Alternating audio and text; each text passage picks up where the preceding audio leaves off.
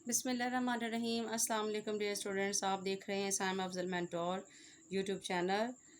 Next हमारा जो topic है मैं आपको करवाने जा रही हूँ साइकोलॉजी का, जो थर्ड ईयर की बुक में है, स्ट्रक्चर ऑफ आई, आँख की साख्त या बनावट। फर्स्ट ऑफ ऑल मैं आपको इसकी डेफिनेशन डिफाइन करती चलूँगी।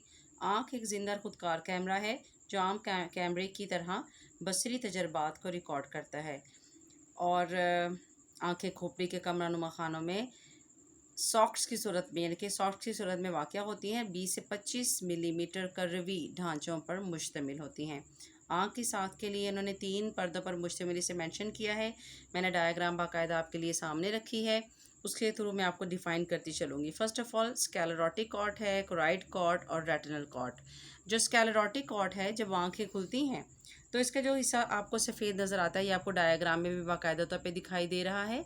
जो आपका फ्रंट में वाइट हिस्सा होता है, देखने में सफ़ेद है, इसलिए इसे आँखें सफ़ेद या आँखें डेले का गिलाफ भी कहा जाता है। आँख का ये हिस्सा सफ़ेद और मजबूत मेम्ब्रेन्स, एक झिल्ली है, इस पर मुश्तमिल होता है, जिसे सेलरा कहा जाता है। सेलरा आमतौर पर प्रोटेक्शन प्रोवाइड करती है हमारी आँख के ढेले के गिलाफ की सूरत में। इसकी साख चूँकि मजबूत होती है और ये साख के अतबार से मजबूत और सख्त पर्दे की सूरत में निशानदेही करता है। सामने वाला इसका हिस्सा शफाफ और कदरे खमदार होता है और शक्ल में ये एक खिड़की नुमा गुंबद होता है। ये आपको डायग्राम में बाकायदा नज़र आ रहा है, एक मेहराब की सूरत में, एक गुंबद की सूरत में। इसका क्या काम है? ये रोशनी की शुआओं को वसूल करता है और उसके बाद आगे की तरफ भिजवाता है। आँख की हिफाजत करता है, रोशनी की लहरों को इकट्ठा करके मरकूज़ करने की ये मुकम्मल तौर पर सलाहियत रखता है। सेकेंड हमारी जो लेयर है वह क्रोइड कॉर्ड, जिसे आप अरूकी पर्दा या मशमियाँ कहेंगे। आँख के सफ़ेद और सख्त पर्दे के आगे एक और पर्दा वाक़या होता है और जिसे अरूका पर्दा कहा जाता है। ये पर्दा बैरूनी सख्त पर्दे और अंदरूनी पर्दे के दरमियान वाक़या होता है, इसलिए इसे आँख का दरमियानी पर्दा भी कहा जाता है। अरूकी पर्दे का अगला हिस्सा जो कॉर्निया के पीछे वाक़या होता है, उसे आइरस या कज़िया कहा जाता है। आइरिस का क्या काम है? ये कज़िया के वस्त में एक छोटा सा सुराख होता है। ये जो आपको आइरिस नज़र आ रही है, इसके दरमियान में, आइरिस के मिड में एक छोटा सा सुराख है, जिसे आँख की पुतली कहा जाता है। या ऐसे कहेंगे कि आँख की पुतली के इर्द गिर्द एक रंगदार असब होता है, कलरफुल वे में, असाब का चमगट्टा, और ये कज़िया कहलाता है। इसके दरमियान में एक सुराख है जिसे आँख की पुतली कहा जाता है, जो आपको डायग्राम में भी नज़र आ रही है, और पुतली के सुराख से गुजर के इसे अंदरूनी आँख की तरफ मुंतकिल किया जाता है। कजिया का रंग आँखों के रंग को ज़ाहिर करता है। काली हैं, नीली हैं या भूरी हैं। नीली आँखें बहुत ज़्यादा खूबसूरत तो समझी जाती हैं, लेकिन भूरी और काली आँखें रोशनी से ज़्यादा मौसर तहफ़्फ़ुज़ फराहम करती हैं। कजिया का फंक्शन आँख में दाखिल होने वाली रोशनी को कंट्रोल करना है। पुतली के साइज़ को रिफ्लेक्सेस के ज़रिए से कंट्रोल करना। जब रोशनी तेज़ होती है हमारी आँख की पुतली में, बाकायदा तौर पर जब ये दाखिल होती है, तो ये हमारा आँख की पुतली सिकुड़ जाती है। उस सूरत में हमारा आँख की पुतली जब सिकुड़ती है, तो सिकुड़ाव की सूरत में इसका जो कतर है वो 2 मिलीमीटर तक हो जाता है। लेकिन जब तेज़ रोशनी में या ज़्यादा रोशनी में बाकायदा तौर पर जाने के बाद ये कम रोशनी में आती है, तो इसका कतर 8 मिलीमीटर तक वापस चला जाता है। आँख की पुतली हिजान की शिद्दत और तवज्जो के दर्जे की वजह से भी फैल जाती है। आँख की पुतली के पीछे दोहरा मुहद्दब अदसा होता है, ये देखिए आपको नज़र आ रहा है, जिसे बाकायदा तौर पर बायो कन्वेक्स लेंस कहा जाता है। बायो कन्वेक्स लेंस जो है ये शफाफ है, आँख में वही काम करता है जो कैमरे का मुहद्दब अदसा करता है, यानी इसका बुनियादी काम देखी जाने वाली चीज़ को फोकस करना और इसका इस्तेमाल करना है। ये शफाफ होता है और मुहद्दब अदसे को ये मुज़गानी अज़लात के खुदकार तरीके से और दूर व नज़दीकी बसारत के लिए सेट करता है। मुहद्दब अदसे की सिकुड़ने और फैलने की सलाहियत इसकी कन्वेक्सिटी के ज़रिए से ही सामने आती है।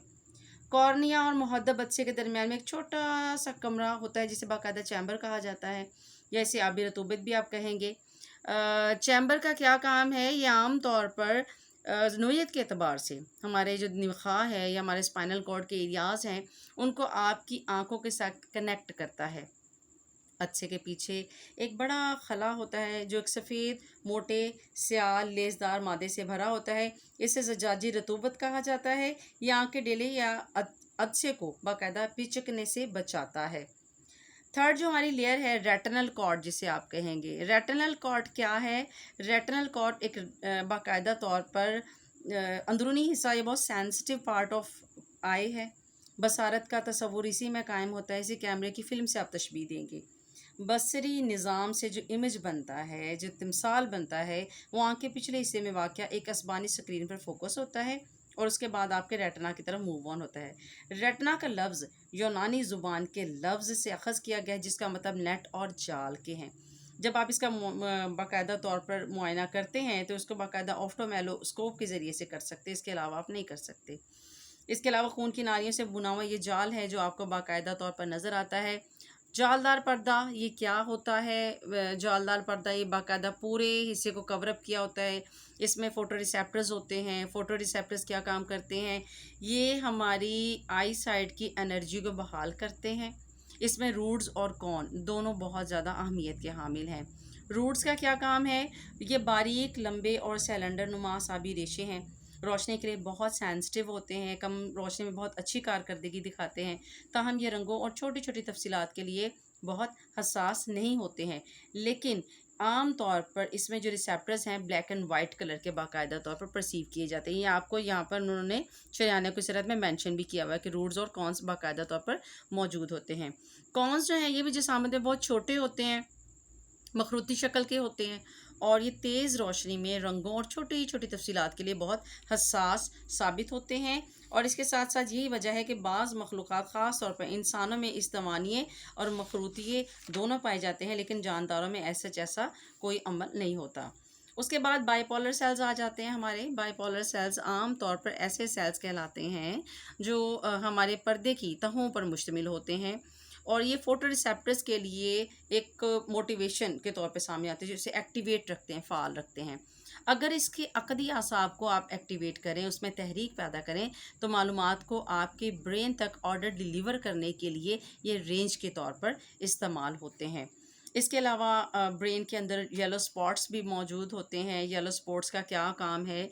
येलो स्पॉट्स जो हैं आम तौर पर ये जवालदार पर्दे का सब सेंसिटिव पार्ट है और इस हिस्से में बसारत का वाज़ेह तरीन इमेज सामने आता है।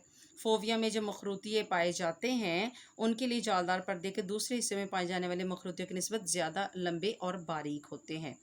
ऑप्टिक नर्व जो है आम तौर पर ये आपको नज़र आ रही है डायग्राम में, ये ऑप्टिक नर्व का एंट्रेंस है जो आपके बाकायदा कनेक्ट है आपके ब्रेन के साथ।